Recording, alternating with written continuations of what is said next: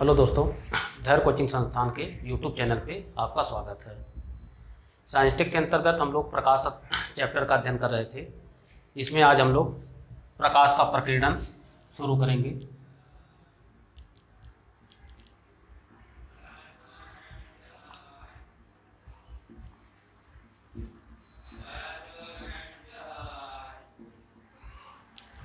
प्रकाश का प्रकीर्णन। अब यहाँ हम लोग समझ लेते हैं कि प्रकीर्णन का अर्थ क्या होता है। प्रकीर्णन का अर्थ होता है फैलाव या फैलना। अर्थात जब प्रकाश, मान लीजिए यह सूर्य है और यह पृथ्वी है, तो सूर्य में हम लोग जानते हैं कि सूर्य का जो प्रकाश होता है वो सात रंग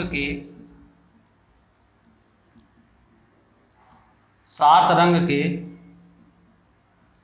प्रकाश का पुंज होता है। मतलब इसमें सात रंग के प्रकाश पाए जाते हैं। जब ये प्रकाश की किरणें पृथ्वी तक आती हैं तो वातावरण में, वायुमंडल में धूल के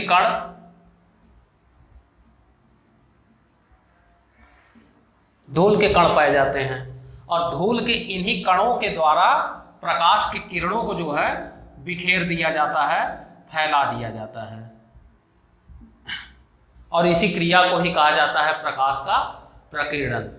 अब प्रकीर्णन होता कैसे है और किस रंग के प्रकाश का प्रकीर्णन सर्वाधिक होता है? तो यह जो प्रकाश का प्रकीर्णन होता है यह प्रकाश के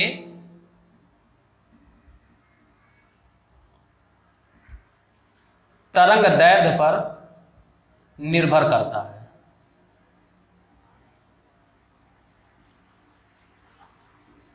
तरंग दैर्घ्य पर निर्भर करता है अर्थात ये जो सूर्य के प्रकाश में सात रंग पाए जाते हैं, इन सातों रंगों में सभी रंगों के प्रकाश के लिए तरंग दैर्घ्य भिन्न भिन्न होता है। तो जिस रंग के प्रकाश का तरंग दैर्घ्य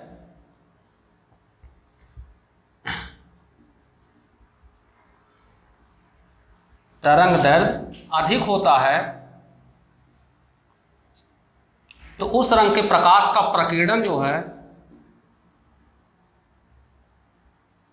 कम होता है,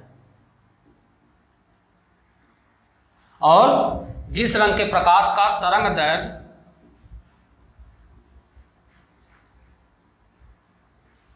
कम होता है उसका प्रकीर्णन जो है अधिक होता है।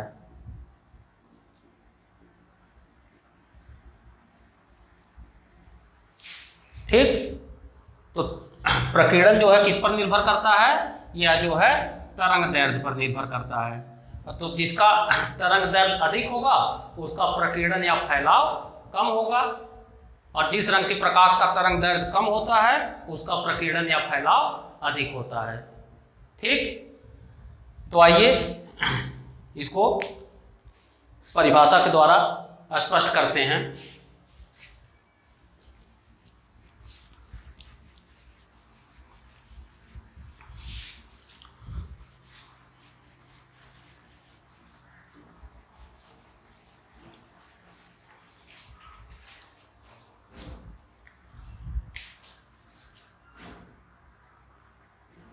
जब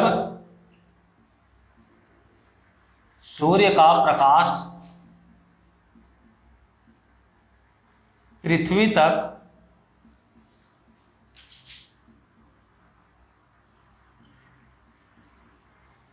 आता है तो वातावरण में विद्यमान धूल के कणों के द्वारा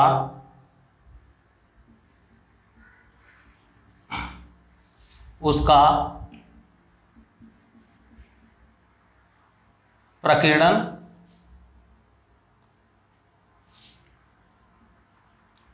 कर दिया जाता है, फैला दिया जाता है। नोट करके लिख लीजिए, प्रकाश का प्रकीर्णन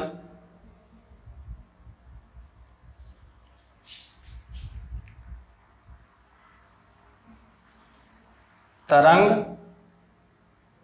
दैर्ध्य पर निर्भर करता है।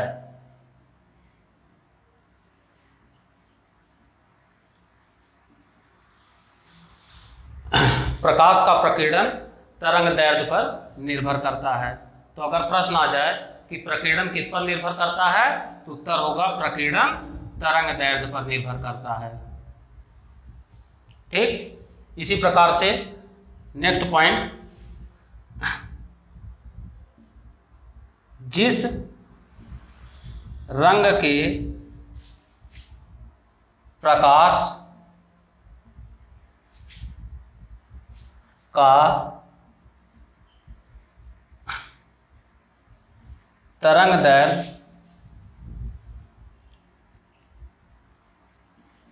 कम होता है,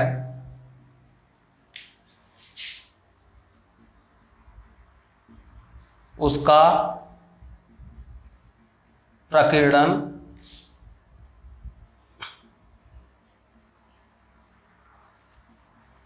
अधिक होता है। जैसे बैगनी व नंबर 2 नीला। ठीक, तो सबसे अधिक प्रकीर्णन बैगनी रंग का होता है, उसके बाद नीले रंग का होता है। दूसरा,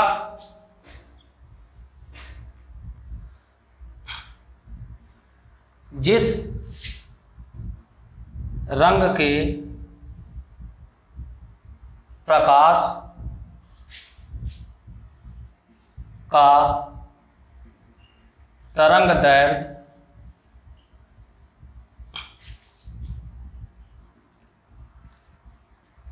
अधिक होता है,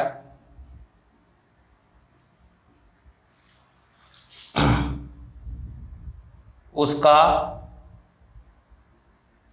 प्रकीर्णन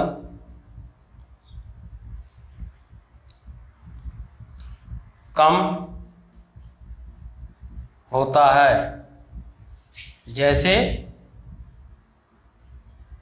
लाल रंग। तो लाल रंग के प्रकाश का प्रकीर्णन कम होगा क्योंकि उसका तरंगदैर्ध्य अधिक होता है। यहाँ तक की बातें नोट कर लीजिए। यहाँ से प्रश्न बनाए जाते हैं कि प्रकीर्णन किस पर निर्भर करता है, तो तरंगदैर्ध्य पर निर्भर करता है। फिर जिस प्रकाश का तरंगदैर्ध्य कम होगा तो उसके प्रकीर्णन पर क्या प्रभाव पड़ता है, तो प्रकीर्णन अधिक हो जाता है। जिस रंग के प्रकाश का तरंगदैर्ध्य अधिक होगा तो प्रकीर्णन पे क्या प्रभाव पड़ेगा, तो प्रकीर्णन कम हो जाता है। ठीक, नोट करके आगे इसी में नेक्स्ट पॉइंट लिखिए।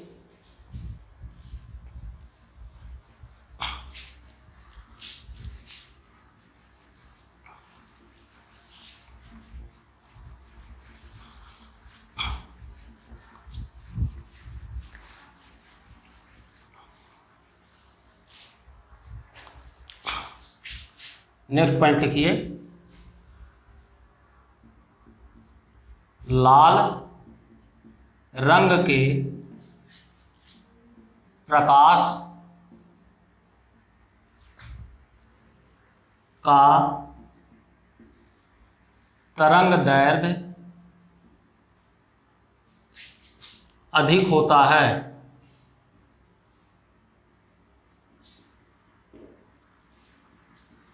तो अगर आ जाए कि किस रंग के प्रकाश का तरंगदैर्ध्य अधिक होता है, उत्तर होगा लाल रंग। ठीक, तो अगर तरंगदैर्ध्य अधिक है तो प्रकीर्णन इसका कम हो जाएगा। तो लिखेंगे इसीलिए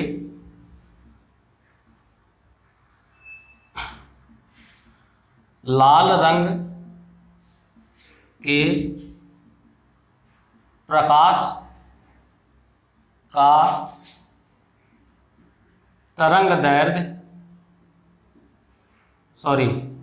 प्रकाश का प्रकीर्णन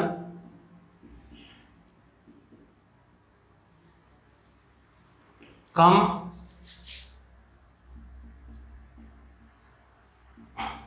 होता है। इसी प्रकार से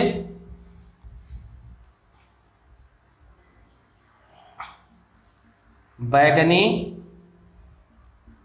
और नीले रंग के प्रकाश का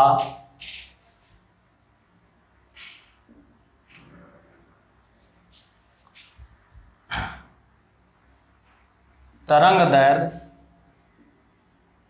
क्रमशः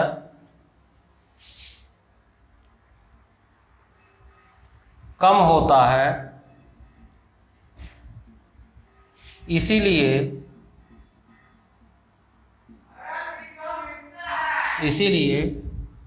बैगनी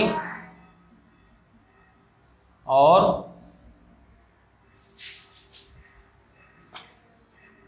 नीले रंग के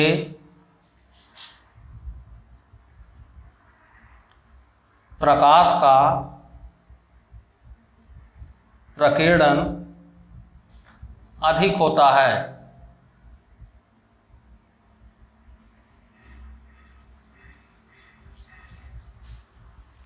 तो अगर प्रश्न आ जाए कि किस रंग के प्रकाश का तरंगदैर्घ्य कम होता है, उत्तर होगा नंबर 1 पे बैगनी रंग और नंबर 2 पे नीला रंग। इसका तरंगदैर्घ्य कम होगा। और प्रश्न आ जाए कि किस रंग के प्रकाश का प्रकीर्णन अधिक होता है, तो उत्तर होगा नंबर 1 पे बैगनी और नंबर 2 पे नीला रंग। ये भी प्रश्न आपसे पूछा जाता है। अब यहाँ से जो प्रश्न आते हैं वो प्रकीर्णन पे आधारित घटनाएं, अप्लाइड पोर्शन जो होता है वहाँ से प्रश्न बनते हैं। तो आइए उन प्रश्नों पर ध्यान देते हैं हम लोग।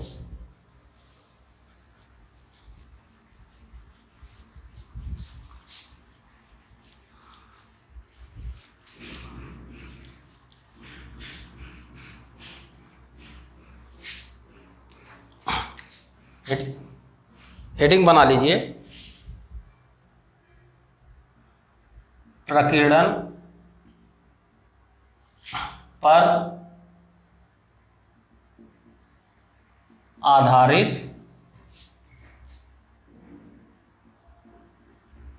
घटनाएं। नंबर 1,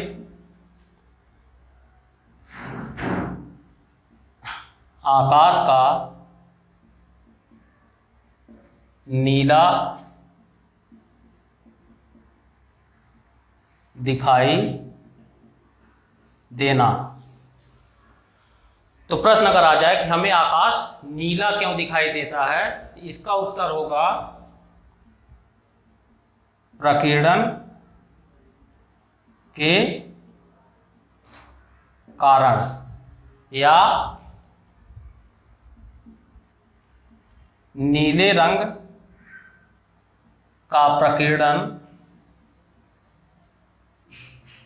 अधिक होता है।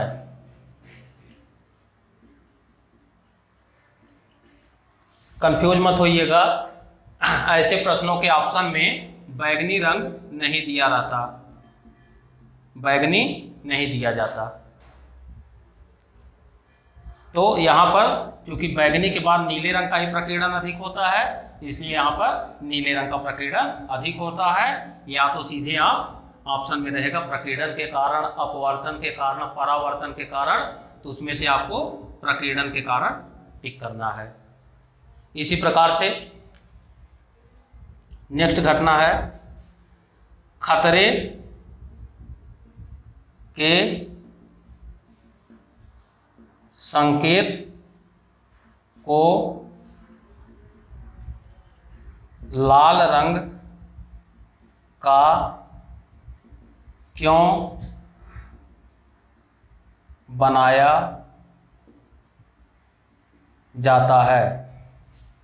खतरे के संकेत को लाल रंग का ही क्यों बनाया जाता है? इसका भी उत्तर होगा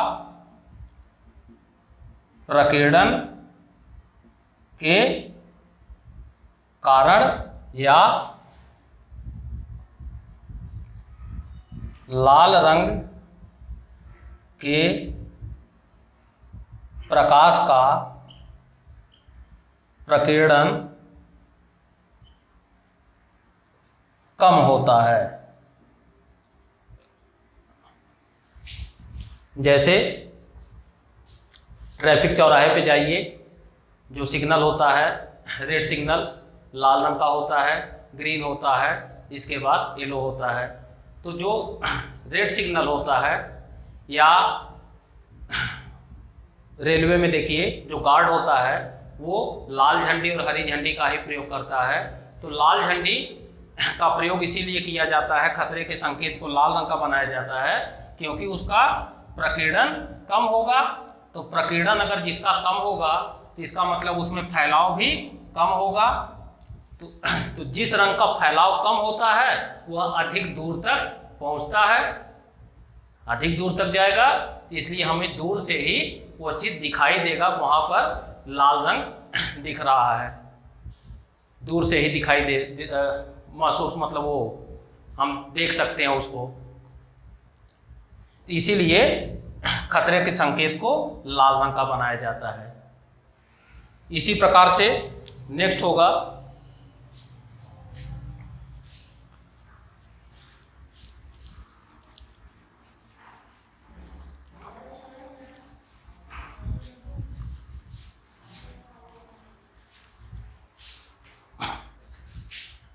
नेक्स्ट है सूर्योदय तथा सूर्यास्त के समय सूर्य लाल रंग का क्यों दिखाई देता है? ध्यान दीजिए, जब सुबह के समय सूर्योदय होता है और शाम के टाइम सूर्यास्त होता है तो उस समय सूर्य हमें लाल रंग का दिखाई देता है। ऐसा क्यों? इसका भी उत्तर आप वही लगाएंगे, प्रकीर्णन के कारण या लाल रंग के प्रकाश का प्रकीर्णन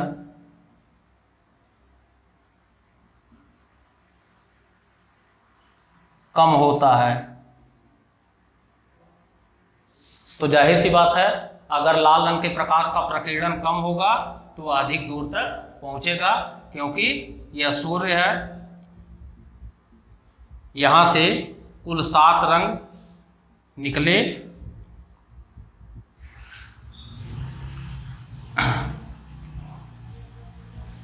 सात रंग निकल रहे हैं। अब पता चला कि यहाँ पर वातावरण में धूल के कण मौजूद हैं।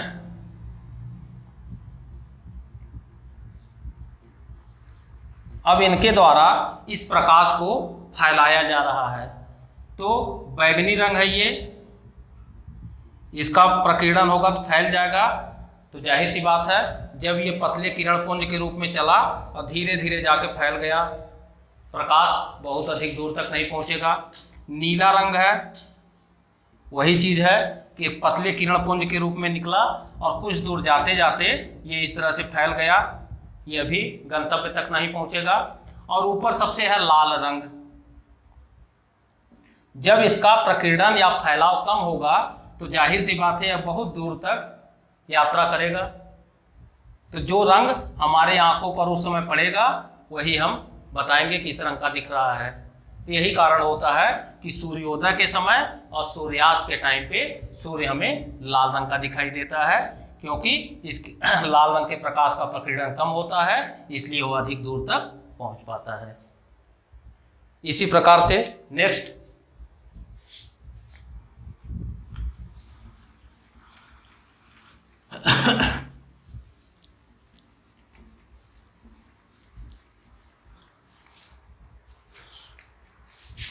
नेक्स्ट और लास्ट इसका है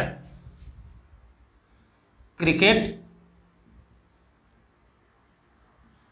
का गेंद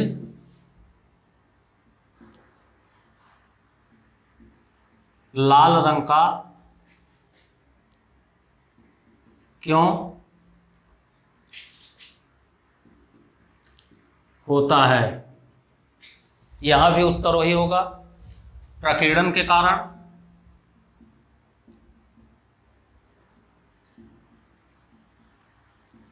या सेम वही बात, लाल रंग के प्रकाश का प्रकीर्णन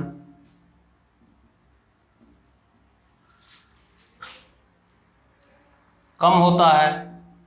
तो जाहिर सी बात है, जब लाल रंग के प्रकाश का प्रकीर्णन कम होगा तो वह बैट्समैन को दिखाई देगा, क्योंकि फैलाव कम होगा तो बैट्समैन उसको आसानी से गेंद को देख सकता है कि बॉलर बॉलिंग करने के बाद गेंद को हाथ से छोड़ दिया है। तो यही इतनी घटनाएं हैं और इन सब पे प्रश्न आपसे पूछा जाता है। नेक्स्ट टॉपिक होगा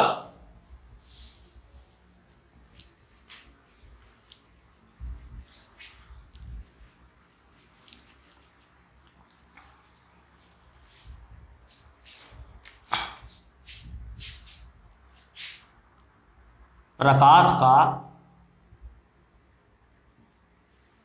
वर्ण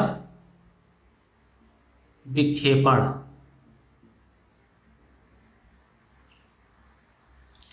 प्रकाश का वर्ण विक्षेपण, ये हमारा नेक्स्ट टॉपिक होगा। इसमें होता क्या है समझ लीजिए। विक्षेपण का अर्थ क्या है। हमने आपको बताया कि सूर्य का प्रकाश जो है 7 रंगों का एक पुंज है, ठीक। अब जो 7 रंग हैं, इन 7 रंगों को जब एक साथ मिला देंगे तो इस 7 रंगों का सम्मिलित प्रभाव जो होता है वह सफेद रंग का होता है। जब 7 रंग एक साथ आते हैं तो वो सफेद रंग का दिखाई देता है। अब इस सफेद रंग के प्रकाश से हम 7 रंग को कैसे अलग कर सकते हैं। 3 रंगों के प्रकाश को अलग करना ही कहलाता है विक्षेपण, ठीक। विक्षेपण का मतलब हो गया अलग करना। तो प्रश्न है कि हम 7 रंग के इस प्रकाश को किस प्रकार से अलग कर सकते हैं। तो एक प्रिज्म, यह है प्रिज्म। तो जब हम प्रिज्म से, अब यहां पर ये मान लीजिए हम कल्पना कर रहे हैं सूर्य की, तो सूर्य की जब ये प्रकाश यहां से निकला किरण पुंज के रूप में, ये प्रकाश किस रंग का होगा, क्योंकि 7 रंग इसमें मिले हुए हैं, ये हमको दिखाई देगा सफेद। लेकिन जैसे ही प्रिज्म के अंदर से यह प्रकाश गुजरेगा तो यह प्रकाश जो है अपवर्तन, ये ध्यान दीजिएगा, यहाँ पर घटना घटती है अपवर्तन की। क्यों? क्योंकि यह हमारा हो गया विरल माध्यम और यह प्रिज्म ये हो जाता है सघन माध्यम। तो अभी अपवर्तन में हम लोगों ने पढ़ा कि जब प्रकाश एक माध्यम से दूसरे माध्यम में प्रवेश करता है तो अपवर्तन के कारण अपनी वास्तविक दिशा से कुछ विचलित हो जाता है। तो विचलित होने के बाद इसमें से बैंगनी रंग ये आधार की ओर विचलित हो जाता है, सबसे नीचे आधार पे आ जाएगा बैंगनी रंग, इसके बाद जामुनी, फिर नीला, फिर हरा, फिर पीला, फिर नारंगी और सबसे ऊपर लाल। तो इस प्रकार से प्रिज्म के द्वारा इन रंगों को अलग किया जा सकता है और अलग करने की यही घटना कहलाती है वर्ण विक्षेपण। ठीक, तब इसमें जो प्रश्न है उसे आप लोग नोट कर लीजिए।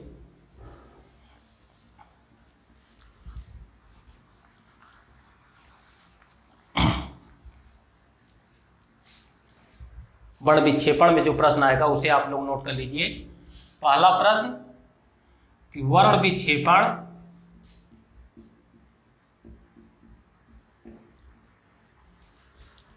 का कारण क्या है? इसका उत्तर हो जाएगा अपवर्तन। ठीक, दूसरा कि सूर्य के प्रकाश के साथ रंगों को कैसे पृथक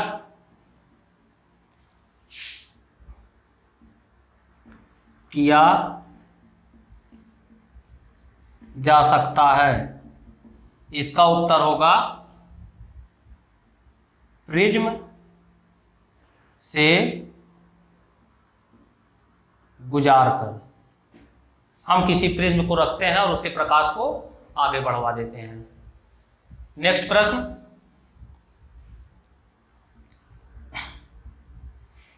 किस रंग के प्रकाश का विक्षेपण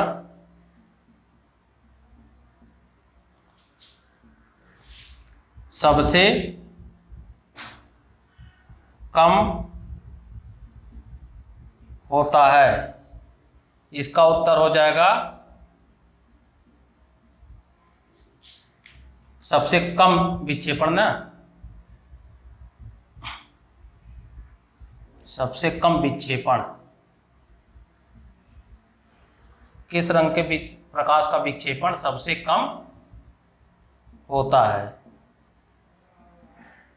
तो सबसे कम जो विक्षेपण होता है यह हो जाएगा लाल रंग। और किस रंग के प्रकाश का विक्षेपण सबसे अधिक होता है? यह हो जाएगा पहले पे बैगनी रंग। ठीक, बैगनी रंग के प्रकाश का विक्षेपण सबसे अधिक होगा और लाल रंग के प्रकाश का विक्षेपण ये सबसे कम होता है। ठीक, नेक्स्ट प्रश्न, नेक्स्ट और लास्ट प्रश्न जो यहां से पूछा जाएगा,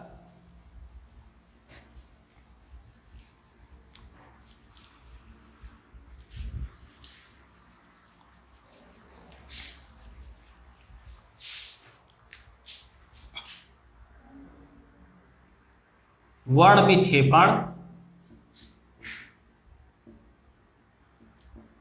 विक्षेपण की क्रिया में प्रिज्म के